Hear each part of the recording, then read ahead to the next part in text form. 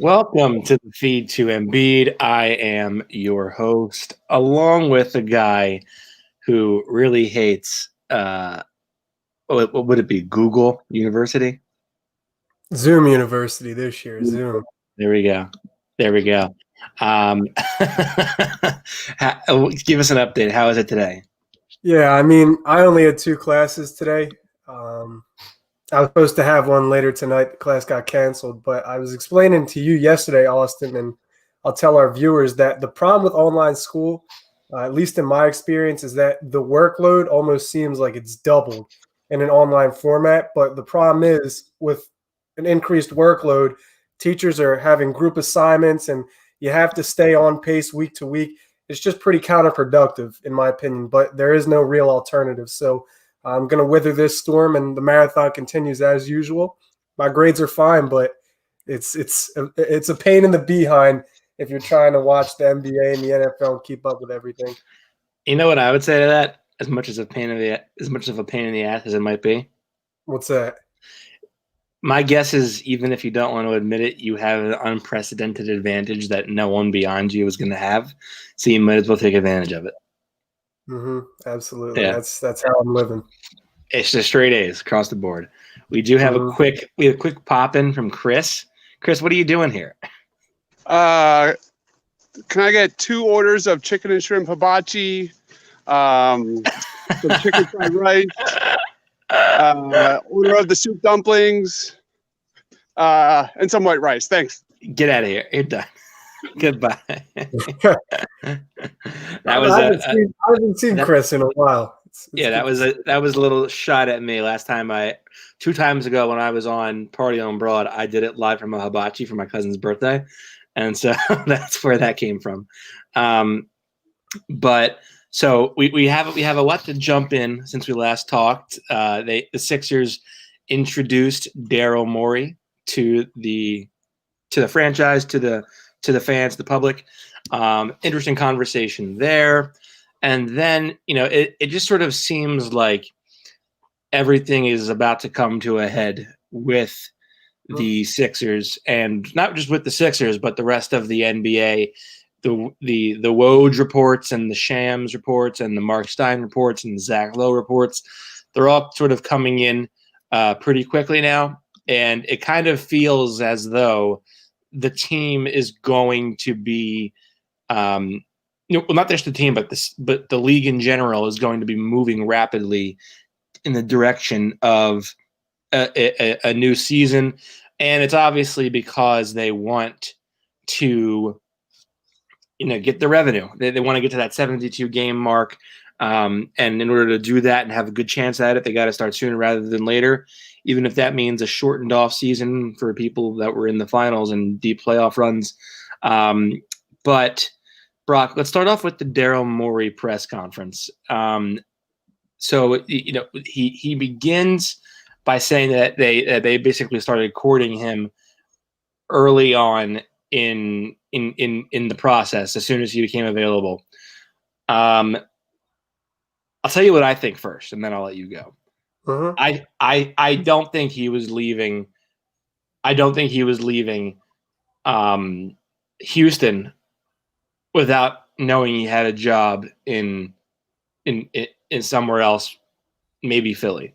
So I think there had been conversation prior to when he signed, or before he stepped down in Houston. What do you think?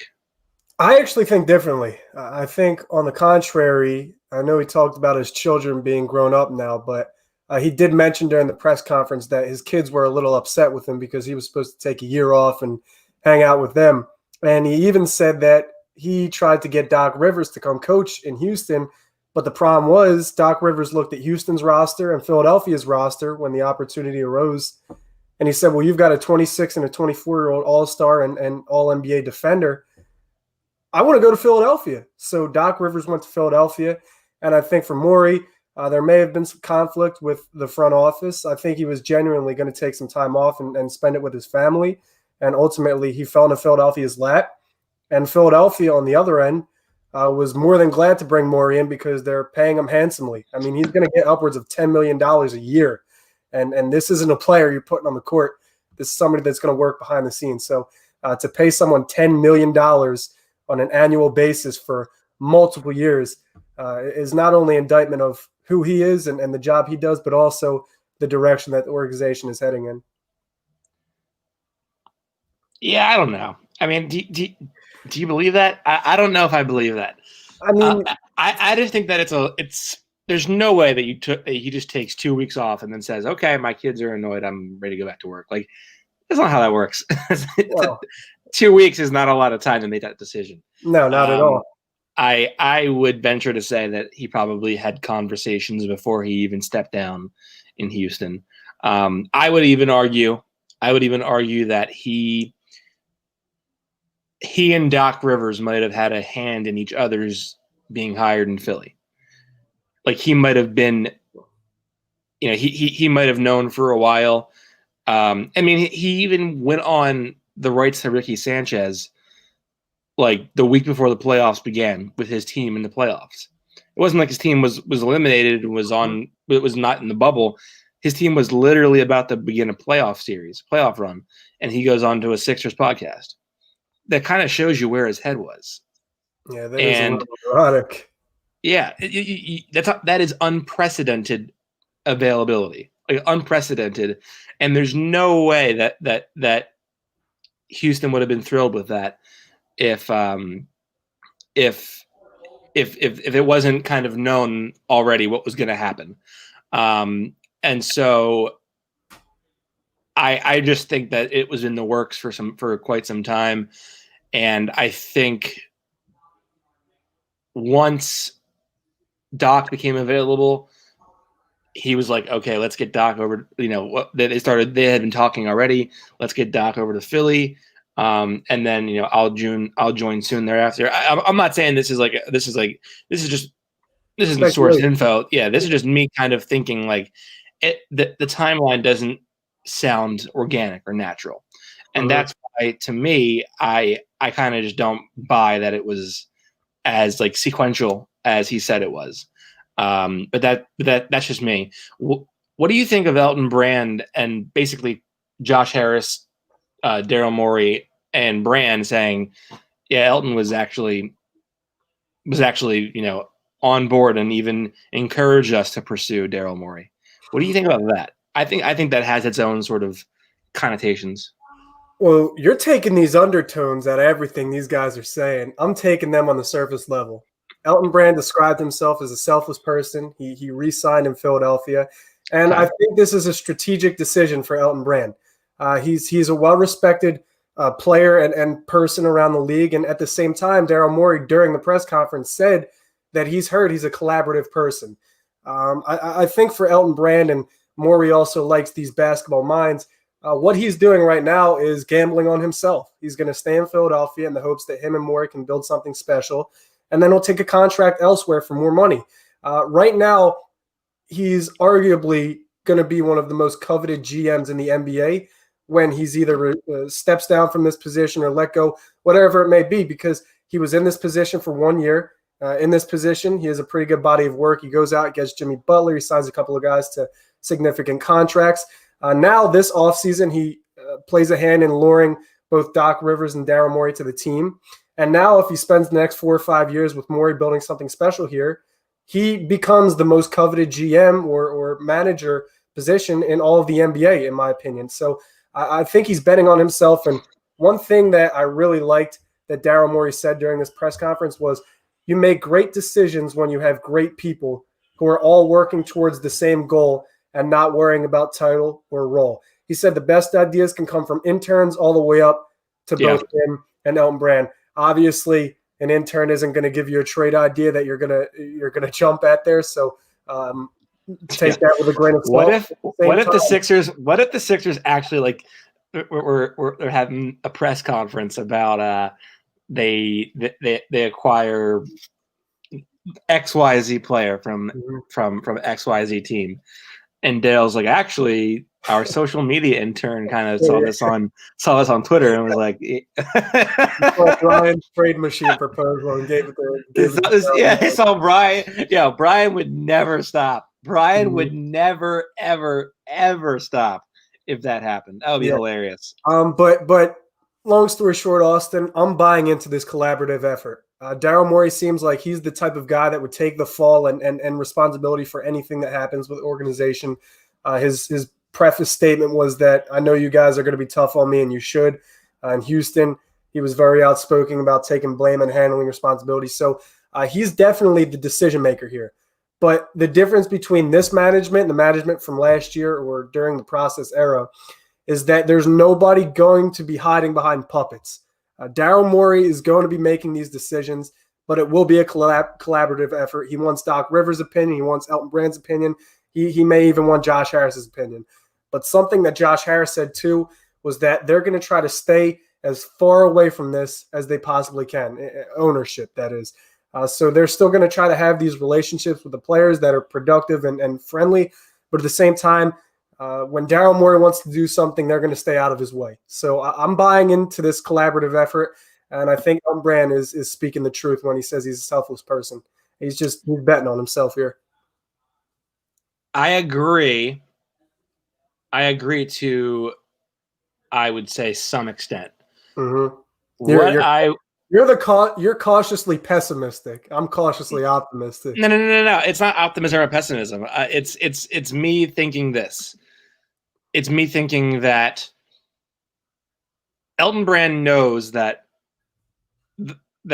he has that he's very close to being part of the turnover as well in the front office, and so he thinks this is just my way of thinking. I'm not saying this is true or not. I'm just saying this is my way of thinking. He probably sees Daryl Morey as an opportunity to not wipe himself clean of blame for whatever else happens or goes wrong, but at least if there's a bad decision made in the next season or so, he can absolve himself of that and say, I'm just a general manager. This guy is, this is my boss. And I think, and that isn't to say he doesn't have confidence in Daryl Morey. I think he does. I think Daryl Morey is one of the best in the game at what he does. But I think this is just sort of a little bit of security for Elton Brand. And, he was probably he probably wanted to bring Morey in, not only to sort of put the pressure off of himself, but also this is an opportunity to learn under one of the best there is. Yep. And then when the opportunity comes, I can either elevate the position if Morey leaves, or I can go elsewhere and get a big payday. But I think Elton Brand's going to boost his own market value as a general manager when his contract is up or when it's time for a new role elsewhere. Teams are going to be interested in the guy that learns under Daryl Morey, especially if Morey goes on to get to the finals or win a championship in Philly. So I think that was sort of part of the motive. And I guess in some ways, you and I came to an agreement as to what that was all about. But I think it was more, I think there was some kind of idea that, hey, I can sort of give myself some Kevlar here if maybe something goes wrong. So yeah. So I mean, and I think that isn't evil. I think it's just a natural human tendency. You would want, if you're in Elton Brand's role, you're young at this, you haven't been doing it that long. This is a very high stakes organization right now. You want to bring somebody in that has experience and that has got past the point where you've gotten this team. And I think so while I think it's maybe a demotion of power to some extent, I think it's also probably a relief to Elton in some degree, whether he'd admit it or not. I also think that this collaborative, and going off of what you said about the collaborative style, yeah, I agree with that quote, and I think some Sixers fans would think that's not great. But they were also, I really didn't see any kind of complaint about that once, once like that quote was said. I didn't see anybody like go crazy, like, oh, the collaboration's still here. It was sort of mentioned in some articles in passing, even in some tweets, but it wasn't to the extent of, oh, this is a disaster. And I think it was interesting because it was only bad when it was Alex Rucker and Ned Cohen and Elton Brand and Brett Brown. It's not as bad now that it's Daryl Morey. It isn't that the collaborative structure was bad. It's that the people in position of power were not the right people to be in position of power. I think that's the disconnect that a lot of fans had this offseason that they were saying one thing and maybe should have stood for another thing. And I also think that this isn't like an uncommon practice. I think it isn't. I don't think you have organizations where it's my way or the highway, really, and those are probably the more toxic ones if you do have that. I think whether you hear it on a podcast or in a press conference or not, I would venture to say probably some of the better run organizations have some sort of checks and balances, some sort of elevated power and role in decision making, so it isn't just one person doing it all themselves. And you need that. That's exactly what you need. Yeah, no, for sure. So people were very quick with this Daryl Morey hiring to come out and say, "Oh well, Ben Simmons doesn't shoot threes. Daryl Morey wants to shoot threes." And so he's going to be traded, or no, Joel is not quick enough. They can't get in transition. He's going to trade Joel, and he comes right out and is very, very, very complimentary, and offers high praise of Joel Embiid throughout that conference. And then the next day goes on the Missinelli show and says, like, I meant Ben too, but Joel was the prominent figure of conversation. What do you make of that? Like, what do you think of one of them getting moved? I think it's ridiculous. And that was going to be my parting shots for today. The one time I come prepared with parting shots, I can't give them anymore because you brought it up way too early. But nonetheless, I think it's ridiculous to trade one of Joel Embiid or Ben Simmons. And Daryl Morey knows this. Doc Rivers knows this. Elton Brand knows this. Everyone in this collaborative effort knows that you don't trade Ben Simmons or Joel Embiid, at least not yet. And I don't think they plan to in the immediate future because they're giving all of these manager positions and coaching positions multiple seasons, giving them a lot of money across multiple seasons. So here's what it comes down to for me, Austin. When asked about the usage of Joel Embiid or even Ben Simmons, and Daryl Morey's right, the next day he did clear it up. There weren't really any questions asked about Ben Simmons other than Howard Eskin mentioning Simmons, and we know how we'll get into that too. Yeah.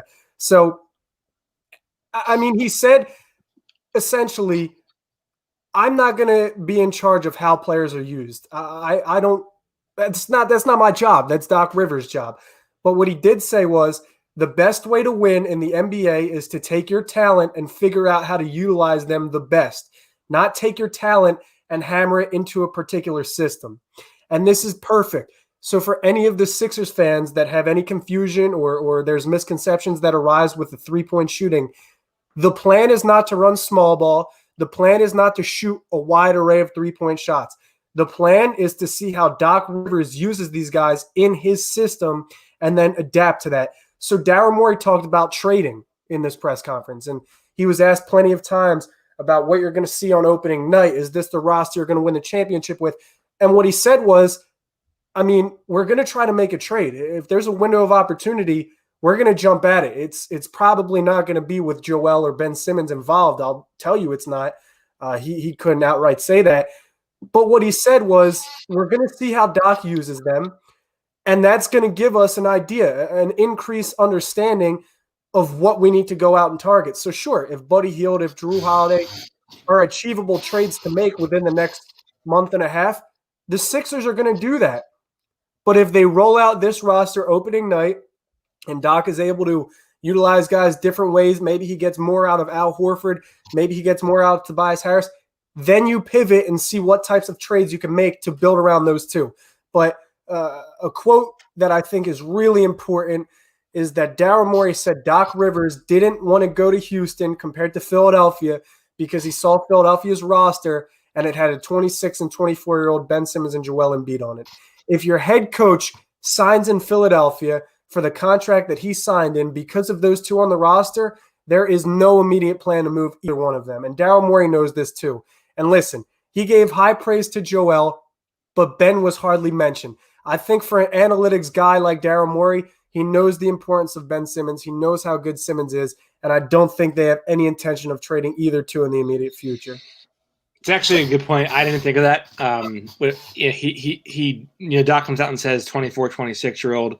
and or whoever said it, I forget who, but it's a good point. Like it's kind of hard to say like we're on the same page as an organization when one person says this and then the guy gets traded. It's like, what are we doing here?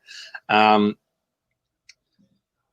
say this. I think when you're getting paid whatever they're getting paid to come to Philly, you'll say whatever the PR wants you to say. whether you mean it or not, you'll say whatever the PR wants you to say. I'm sure if Doc went to Houston, the quote would be, I see, like a perennial MVP. I see Russell Westbrook, and how could I not want to, it's those are very nice terms that can be applied to a bunch of different teams that offer the right money. But I do tend to think, number one, Daryl Morey neither Daryl Morey nor Doc Rivers has any kind of long-term relationship with Joel or Ben, and Daryl's a deal maker, and I wouldn't be shocked at all if one of them is traded in the next year or two, if the right trade is there. And right now teams like a Washington, they're Bradley Beal and Washington are, from my understanding, is that they're pretty satisfied with one another, despite the lack of progression towards the playoffs. But if Bradley Beal comes available, I would Daryl Morey's the type of guy that would happily float Ben Simmons out there and see if he can reel in a fish like Bradley Beal. And I tend to think that the reason it would be Ben is, number one, obviously the 3-point shooting in an era where 3-point shooting is big, but also Ben's the only one that's going to yield nearly close trade value. Joel Embiid's trade value is not going to be what it should be for a star because of his body. So I think if they're going to trade one, it's going to be Ben. But I was thinking about one thing today.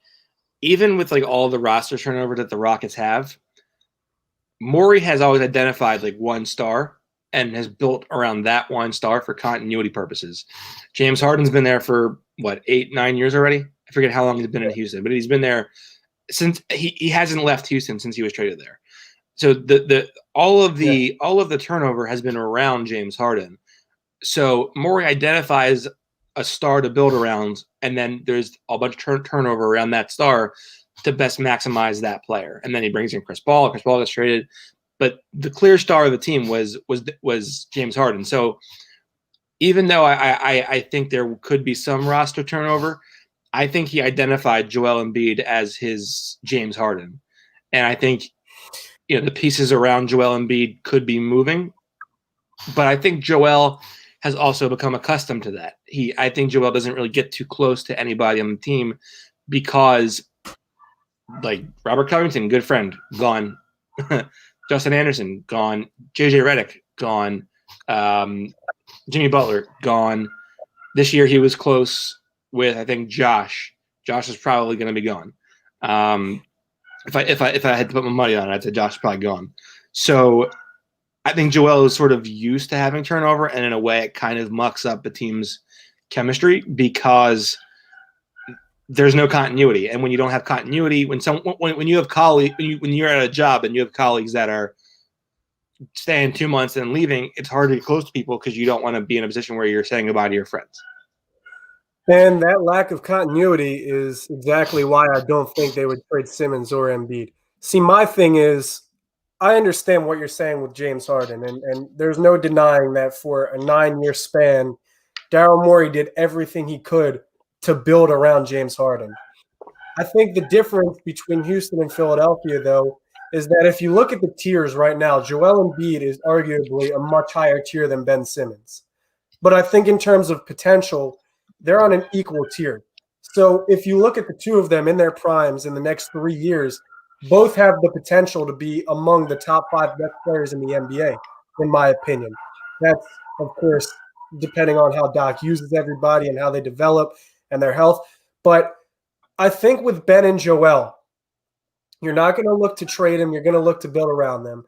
And listen, you're giving Daryl Morey $10 million a year. So he's not coming here to sit around in his office and just pick up a Langston Galloway off of free agency and get a Marco Bellinelli off of waivers when he gets waived. He's coming in here to make deals. But I don't think he's coming in here to part ways with players that have such high potential. Now, we can look at this high praise he gave to Joel Embiid. He talked about using Yao Ming before, how he thought Yao Ming was a center similar to Joel Embiid and how they can achieve a championship with Joel Embiid. He even said that he was asked a question much prior in his career about Shaquille O'Neal and what he'd do with Shaquille. And he said, I'd give him the ball 100 times a game. So this lends you into what he's going to do with Joel Embiid. He's going to keep him, and he's probably going to urge Doc Rivers to get him the ball as much as he can, to post him up. And listen, he knows how efficient Joel Embiid is. But if this guy, Daryl Morey, is this smart and he's this good of a basketball mind that can use both the eye test and data, he knows what he has in Ben Simmons. And he's aware of Ben Simmons' age. So if you ask me, I wouldn't trade Ben for Devin Booker. I wouldn't trade Ben for Bradley Beal. I wouldn't do that. So right now, what I think is going to happen is they're going to instill a culture. They're going to have accountability from the top down. Doc Rivers is not going to make players adapt to his system, but rather he's going to work with Morey to understand how they can utilize their players. They're going to roll something out in the court. And if it works, great. We're going to use this. If it doesn't, we're going to try to build around Ben and Joel. But for at least the next 2 seasons, in my opinion, they should have pretty good security, team security here, pretty good job security in Philadelphia. Let me ask you this. So I was thinking about this, and again, for everyone turning in, make sure to leave comments, ask questions. We always love engaging with our viewers and our fans, and make sure to subscribe on Apple Pods, leave a 5-star rating and a review, and we always appreciate the support and the feedback. RU Madden says accountability is a hell of a thing. Both Joe and Ben aren't accustomed to this. You'll see them flourish under Doc and this notorious in-your-face coaches. I agree. Yeah, it'll be interesting for sure. I'm sure we'll have some bombshell reports that someone is unhappy at some point when the two is being pushed too hard. Let me add this, because I wanted to state this on the back end of my previous statement. If you look at all of the blockbuster trades that have happened with all NBA or all-star caliber players in the past 5 years, Anthony Davis, Paul George, there's no teams giving up what Sixers fans think teams are going to give for Ben or Joel. Like, Sixers fans are proposing trades with a first-round, 2 second-round picks and Bradley Beal, for example, for Ben Simmons. This is an all-NBA player. This is a first-team defender with the potential to be an perennial NBA All-Star. Teams are going to have to pay a pretty penny for Joel and Ben. So I think we need to take a step back with the trades and maybe work with trading a guy like Al Horford, or maybe work with trading a guy like Tobias Harris. Let's tranquilo. Spanish for relax. Tranquilo. Chill. I speak fluent Spanish. Don't tell me about Spanish. I can do Spanish. Yeah. Okay. Let me just float this out there for you. Yeah. Would you? I texted this with another Sixers writer a couple days ago, because I was thinking, like, what would it take to get Bradley Beal to Philly? Mm-hmm. And my guess would be that the Sixers would have to include a high level pick going to DC in addition to Ben Simmons. And so and I was thinking, what kind of a team has a bad contract that they'd like to get off of, a high pick too, and is looking to get back into contention by signing a free agent to a big deal. And hence that comes the value of the Andrew Wiggins contract. So this is the trade I came up with. I see the look on your face. Andrew Wiggins, and you lost. You're just like, shut the fuck up. Go ahead. So the Sixers get Bradley Beal and Andrew Wiggins. Oh, God. Okay. Warriors get Al Horford, Josh Richardson, Mm-hmm. Rui Hashimura. Okay, I like him. And the 2020 first rounder from Oklahoma City. So that's the 21st, right? Yeah. Okay. The Wizards get Ben Simmons and the Warriors number First. 2 overall pick. I wouldn't do it. I wouldn't. Really? Do you think? I would not trade Ben Simmons. I wouldn't trade him for Bradley Beal. Wouldn't trade him for Book. Wouldn't trade him for Tatum. I would not trade Ben Simmons. There's probably less than. For the record, you know me. I've been a very strong advocate of not trading Ben Simmons, but that would be a trade I'd have to consider. 30 points a game for Bradley Beal. You participate in the foolery that goes on Sixers Twitter. You're a madman with the trades, so I can't even be mad at you. That's not me. That is not me. It's not fair. That's not fair. Me personally, I can probably count less players on my hands that I would trade for Ben Simmons. Wow. And Andrew Wiggins and Bradley Beal aren't on that list. Nadir Aga has disagreed. He says, I think Ben has reached his ceiling. There's no reason to think he is going to be any better. Brock, your retort. I mean, listen, this guy comes on to this podcast 3 weeks in a row. And he's going to tell me that Ben Simmons has reached his ceiling, but tells me that the Sixers fan base doesn't deserve Furkan Korkmaz. I think we need to get our basketball priorities straight here. He's 24 years old.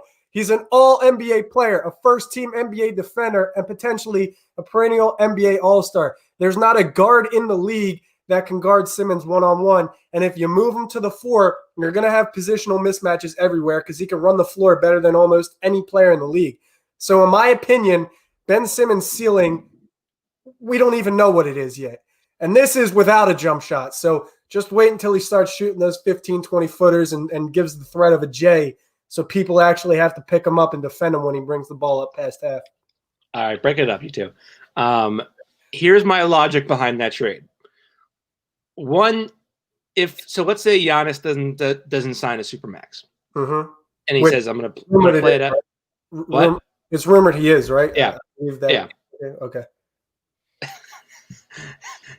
Your point. He won't run faster nor jump higher.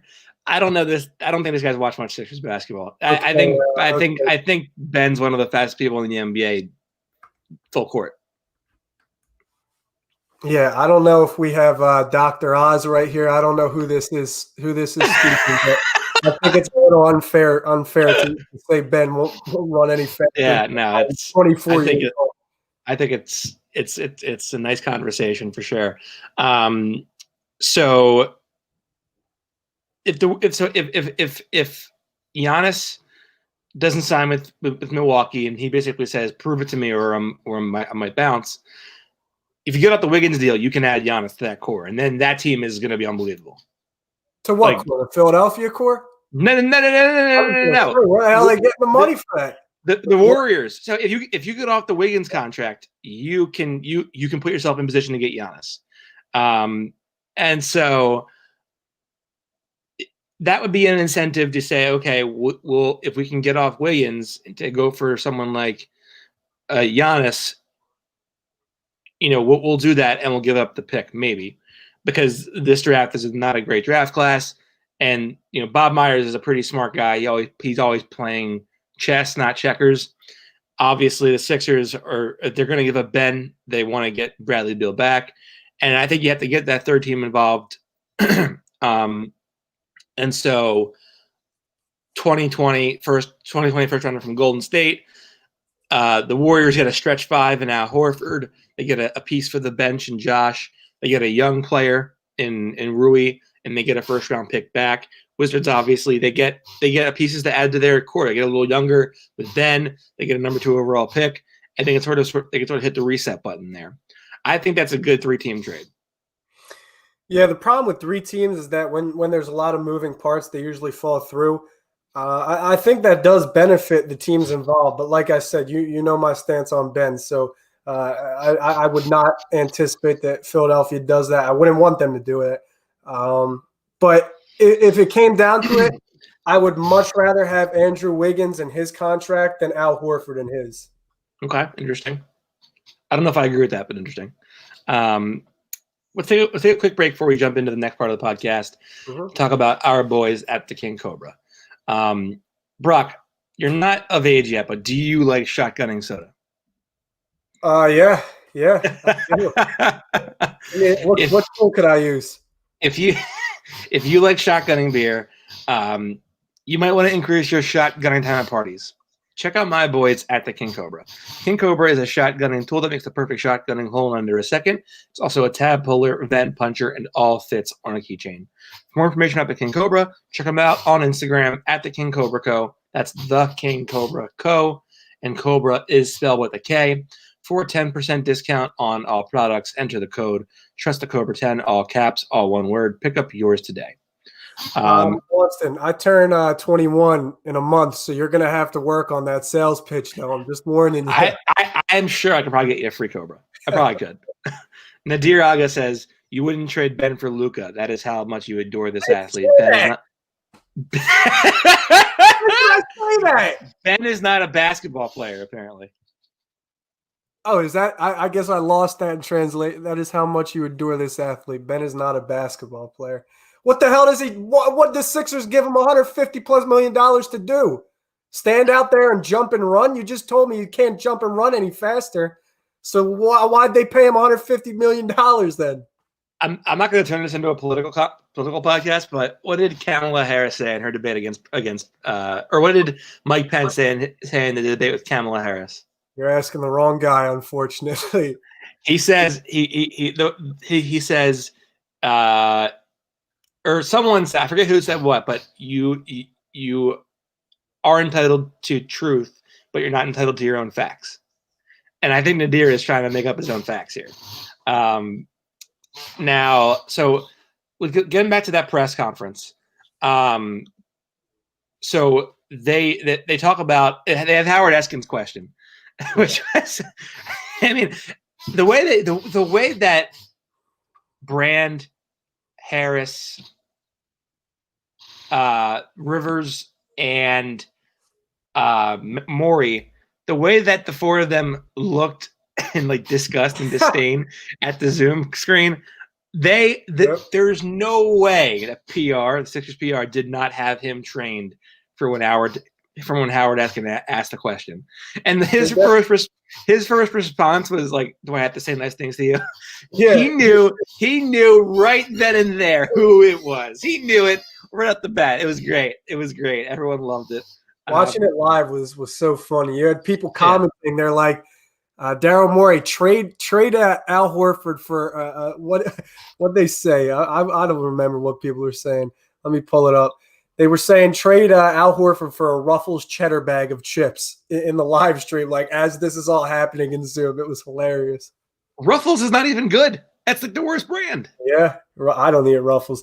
But they definitely knew about Howard prior. I was surprised Doc really didn't get any questions. I guess that's because he already had his introductory press conference. But when Howard asked, you could just tell they're all like blank. Josh is in the top right. He's like, not this dude. You know, it's funny. My dad has a habit of he'll wake up in the middle of the night. He'll like go on NBC Sports Philly. Never goes on the Painted Lines. He'll go on NBC Sports Philly and read various articles. And he's always sending me like Noah Levick articles or, another Sixers writer that might be on there. And so he 2 a.m. I wake up, roll over and check my phone. I get a text from my dad, and it's like he says I love this article, and it was like an article about, the headline was like Howard Eskin gets roasted, and so we were talking about it, and we were both like, that was great. Who does Howard Eskin speak for? Like, does he have a himself? Himself. I mean, I guess he's a representative of WIP. Yeah. But I mean, I don't know that he represents a common opinion of anybody who's there. I mean, he's basically like every boomer you have that watches a team. I mean, and ironically, I thought it was hilarious because my uncle is very much like trade Ben Simmons. And when we talk about radio, we go down the list of hosts that everyone knows. And he's like, oh, I don't like this guy. And I'm like, I like this guy. And then we get to Howard Eskin, and he's just like, oh, I love Howard. And I'm like, man, I'm like, how can you like this? It's painful. So I guess he does speak for people, I guess. And my uncle is like a 60-something-year-old Well, there you have it. Boomer. Yeah, There you yeah. have it. So I mean, it's just funny, the line of thought. But Daryl Morey looked right into the camera when Doc said, or when Howard asked, would you, like, he was like, would you trade one of those four? Right? Would you be willing to do that? And you look at Josh Harris, and Josh Harris is like without the subtle little like. he gave it away. It was like a little nod, and then Daryl Morey looks at the camera and says, "I will do whatever it takes to get better." Mm-hmm. So even though he doesn't acknowledge the fact that he would trade, he basically says, "I will trade what I have to trade to get the best team on the court."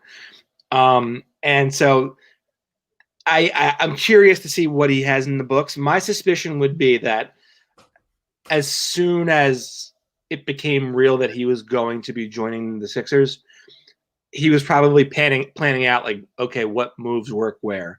And I think it's a unique opportunity because what? You're laughing, what? I imagine him with like one of those investigative boards with all the impact like the Always Sunny in Philadelphia, Charlie, and he has like one thing circled over here, one thing over there. But I Always Sunny, by the way. I think I'm on like the last season because my friends always have it on, but that show's hilarious. It's a great show. I stopped watching in the middle because I had already finished up all the seasons, and then I forgot that it ran more. Yeah. But now I'm getting into Parks and Rec, and I think Parks and Rec's hilarious. God. I went through a little Parks and Rec phase last year. It's Where do you find it? On Netflix. I think it's on Netflix, right? Is it not on Netflix? I can't find it there anymore. It might be on Hulu. I'll give you my account. Couldn't find it there. Couldn't find it there either. I have both Hulu and Netflix. I couldn't find it. But I suspect that he wasn't joking when he said, Elton and I will be in a room for like the next 10 hours. I legitimately think that's what they're probably doing, because here's the reality of the situation. You have the draft in 2 weeks. Mm-hmm. And Daryl Morey hasn't had a first-round pick since 2014. And they have 5 picks in this year's draft. Free agency begins 48 to 72 hours later, as reported yesterday, I think, by The Athletic or Mark Stein, I forget who. And then training camp begins on the 1st of December, or so they say, if that story comes to fruition, with the season beginning on the 22nd. So I would imagine that they are probably planning and making calls as discreetly as possible. Because even though you can't make trades official, you can I'm sure that they can agree in principle, even if that can't be reported yet. My guess is that Woj probably has some tweets that are in the drafts ready to go for when the window does officially open.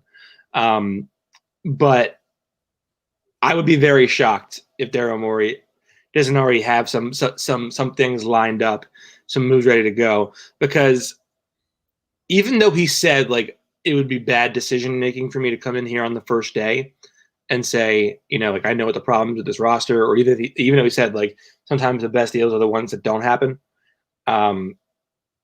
He didn't come here to sit on his hands. Mm-hmm. Daryl Morey's a deal maker. They didn't pay him to come here to sit on his hands. He didn't come here to sit on his hands.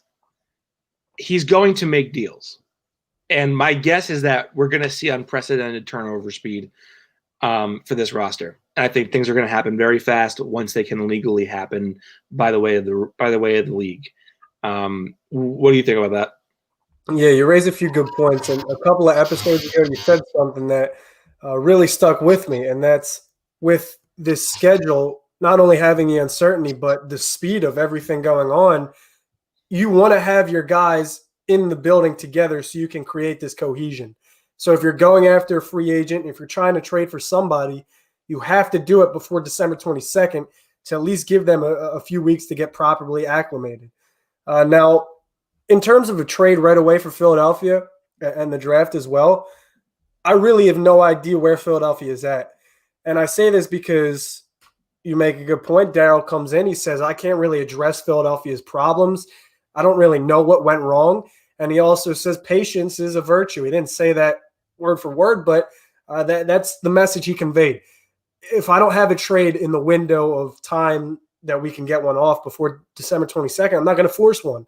I'm going to see what happens, and then we're going to see how Doc uses players, and then we'll build around them. So I think right now, if he can call Sacramento and stage a deal for Buddy Hield, or if he could stage a deal for Chris Paul and include that 21st pick, he's going to do it.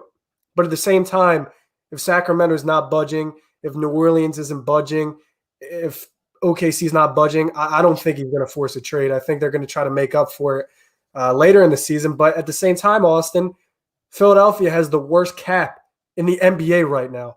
They're $3 million over cap. So I don't even know how the hell they're supposed to spend money in free agency. I really don't know how many players they can target. Maybe that's something you may know better than I do. But I definitely think that the identity of their roster will be different come game one. But that doesn't mean they're going to stage a trade for Hield or Drew Holiday right away. It may take a couple of weeks into the season, that is.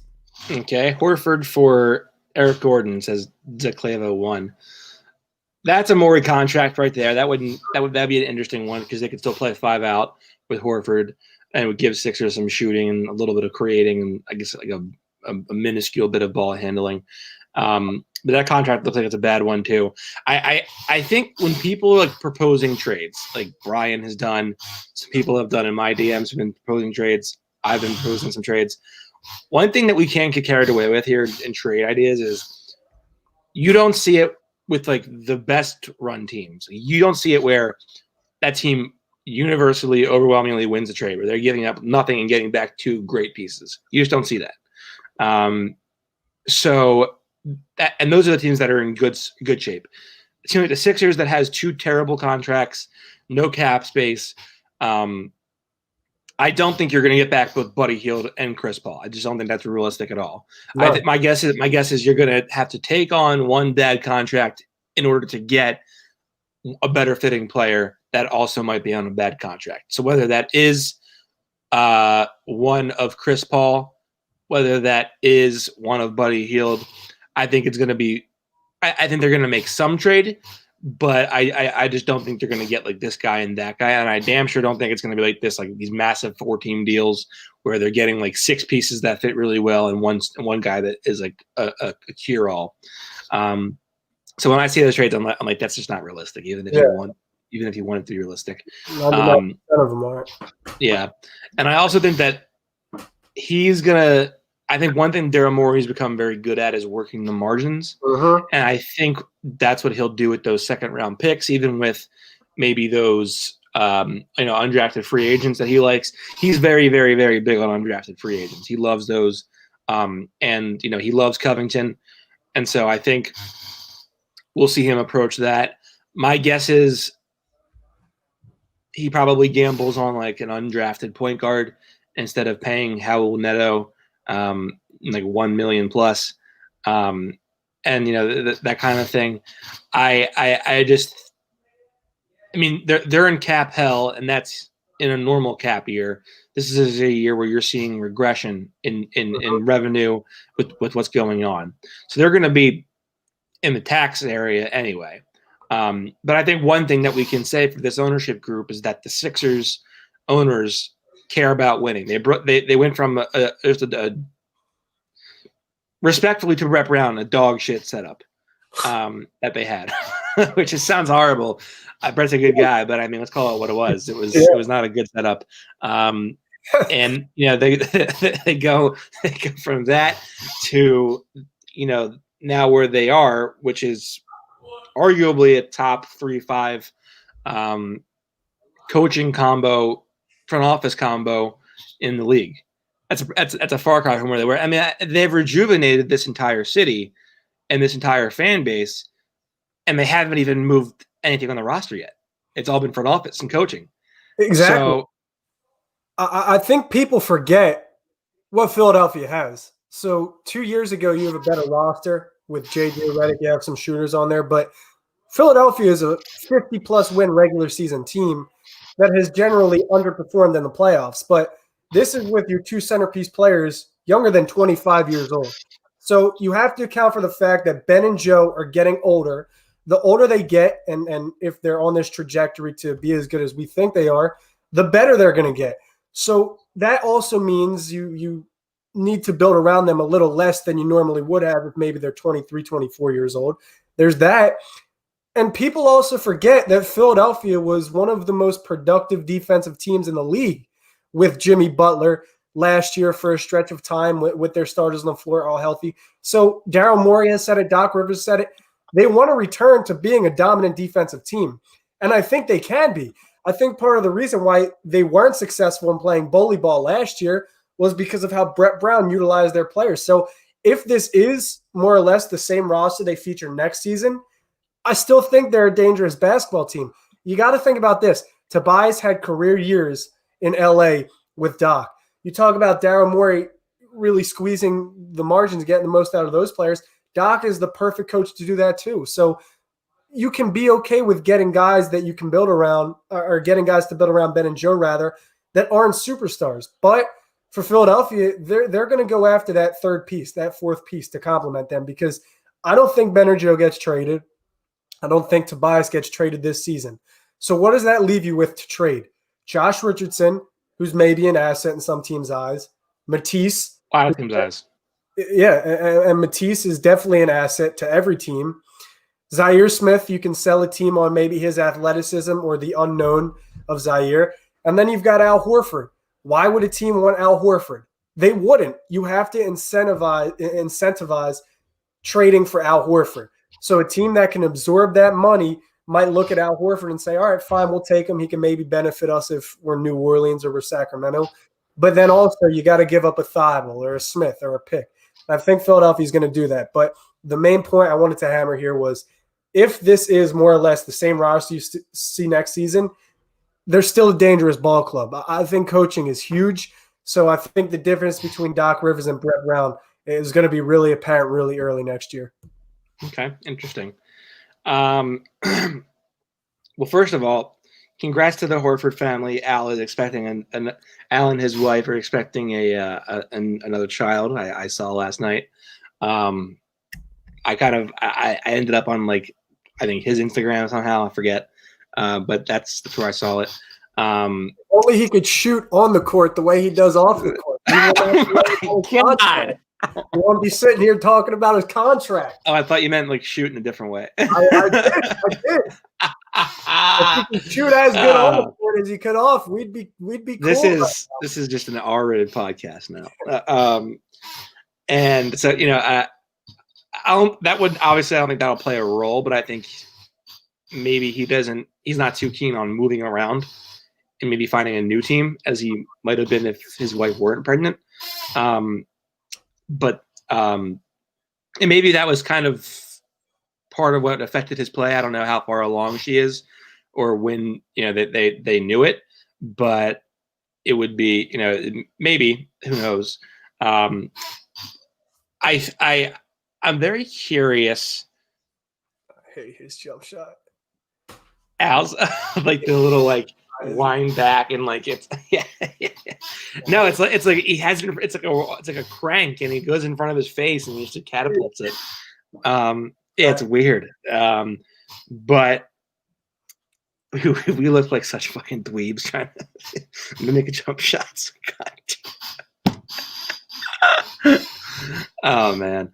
I was very intrigued to see what he has planned for guys like Zaire Smith. And that's because Morey says, and I think Jason asked a different question. He was like, what do you look at other teams when you're trying to make trades to figure out where they are, what they need? And obviously a good GM would do that. So, I would think, the answer would be a resounding yes. But the different question he was something about how do you assess your team when making trades? And he says, I have to view things through a 1 to 3 year lens. And to me, that means I'm focused on winning over the next 3 years, and then I make adjustments and maybe start, wipe the slate clean. So his idea is to win with the core that he has over the next 3 years that can't happen, try something new. But make adjustments in the interim to fit around that core and make them better. And I think the writing is really on the wall for Zaire Smith. And I was even talking to some of his people recently, and they don't think his future's in Philly. Usually I listen to Zach Lowe a lot, and what I learned from him is when the executives or player representatives or whatever ask you like what do you think about this, or like, where do you think this guy could fit? The writing there, the message being sent is this guy's going to get moved.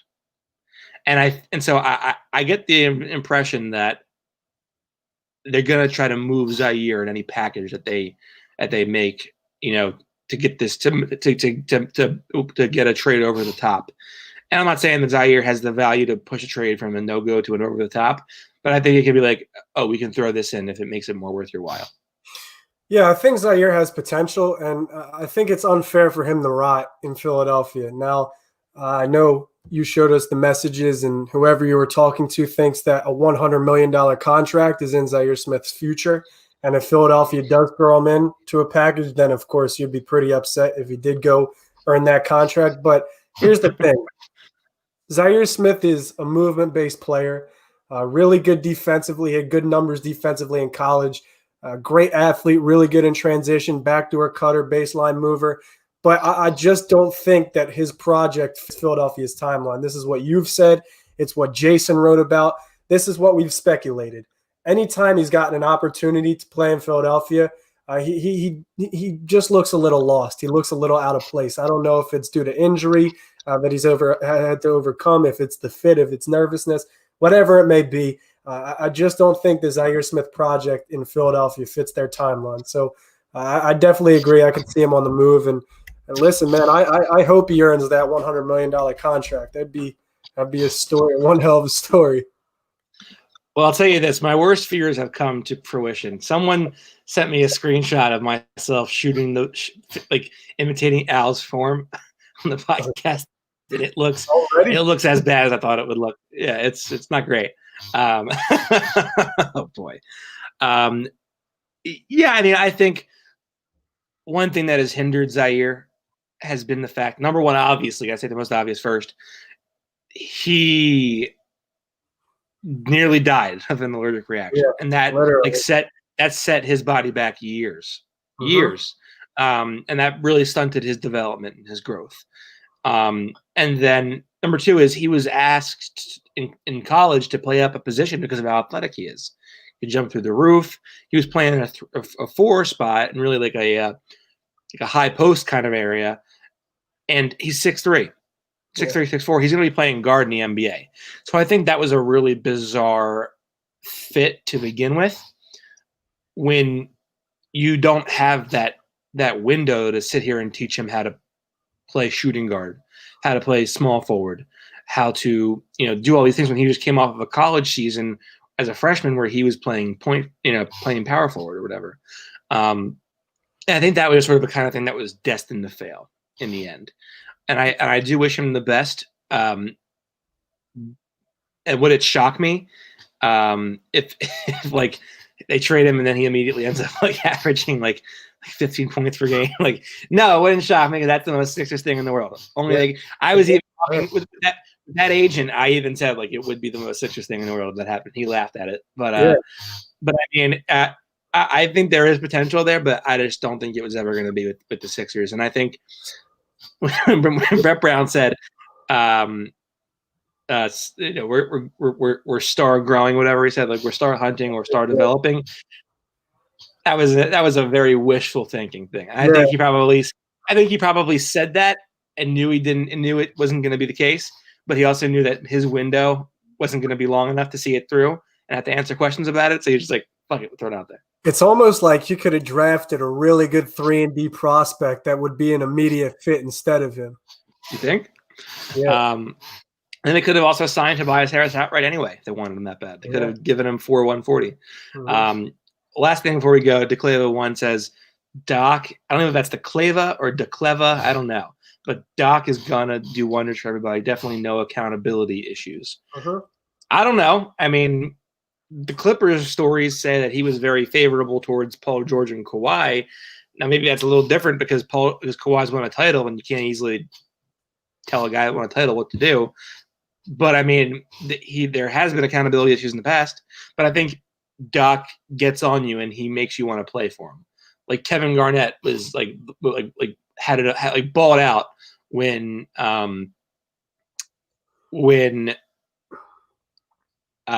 Doc's like father died. He had to leave and go to the funeral.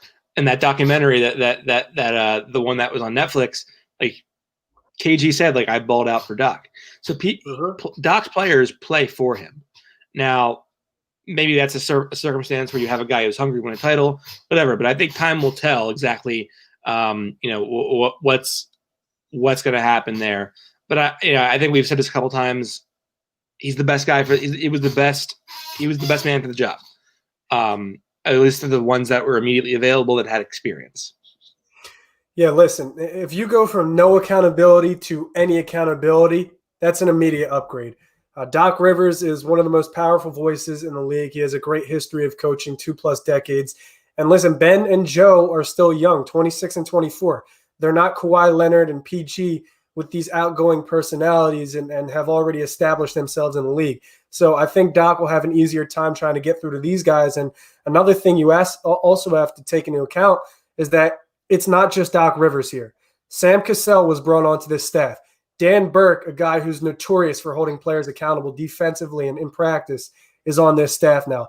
Dave Yeager is on this staff, another coach who's well respected among coaches. You've got Daryl Morey, who just had probably the best relationship with a player on his team you could have. It doesn't get better than Daryl Morey and James Harden's relationship. So I think the fact that they're bringing all of these guys in is going to help the accountability drastically. You're not going to have no more Brett Brown Bowl. You're not going to have any of that nonsense.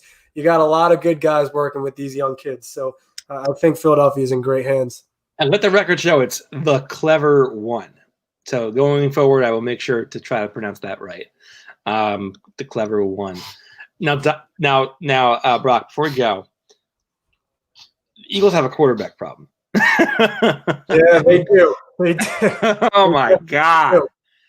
I don't know how many times we got to say this, but I mean, I'm not saying trade the guy or bench the guy, but I mean, his decision making is questionable at best.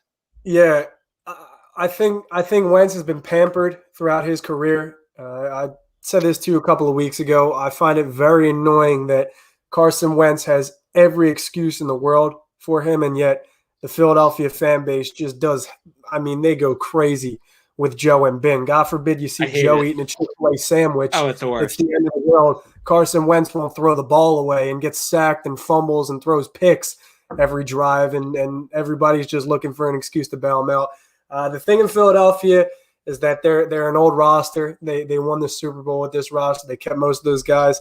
You haven't given Wentz a lot of help, and now it just seems like this is bound to implode because you've got the second-round pick in Jalen Hurts, who's also, ironically, a quarterback sitting on the bench who now the fan base is calling for. You've had all these arguments about not giving Wentz any weapons. Now he's got a couple of guys on the roster. I don't know. It just seems like it's bound to implode, and they're probably going to have to hit the restart button, get a little younger. We'll see. We'll see. I have my theories about the Wentz versus Embiid Simmons thing, but it's a different conversation, a different time. Brock, any parting shots? Yeah. No, you took mine earlier because we were talking about the trades. But for any of you idiots out there doing the trade machines for Ben Simmons and Joel Embiid, just look at what teams had to give up for Anthony Davis and look at what they had to give up for Paul George. These blockbuster trades involve a huge return. And what you guys are saying the Sixers should get back for Joel Embiid and Ben Simmons is laughable. Also, James Harden is impossible to trade for unless you trade Ben Simmons or Joel Embiid, and the Sixers aren't doing it. So leave me alone about trading for James Harden. It's not going to happen. If he signs here as a free agent, so be it. But you're not making a trade with Houston for James Harden. I think one thing you can't neglect is that the difference is for the trades that you mentioned with Paul George and Anthony Davis, there wasn't any leverage because they were going to walk anyway when their contracts were up in a little over a year. That isn't the case yet here. Yeah. So, I mean, it's a little different, but I get your point. He is Brock Landis. You can find him on Twitter at LandisBrock. I'm Austin Krell. Find me on Twitter at NBA Krell. Doc, we should be expecting new jerseys in the next couple days for the Sixers. I reported today that they are planning to reveal a new City Edition jersey, unknown as to whether it's going to be similar to the ones that everyone wants. But I know Ben Simmons was in on the design, so we shall see.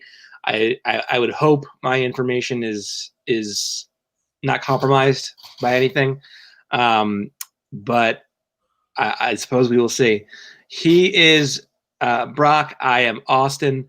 As always, thank you for tuning into the Feed to Win Beat, everybody. Have a great weekend. Take your mind off the election if you can for a little while. We're all going to get through this together and get ready for a very quick NBA offseason. Lots of news coming fast. We'll be back with you next time for another episode of Feed to Embiid. Take care, everybody.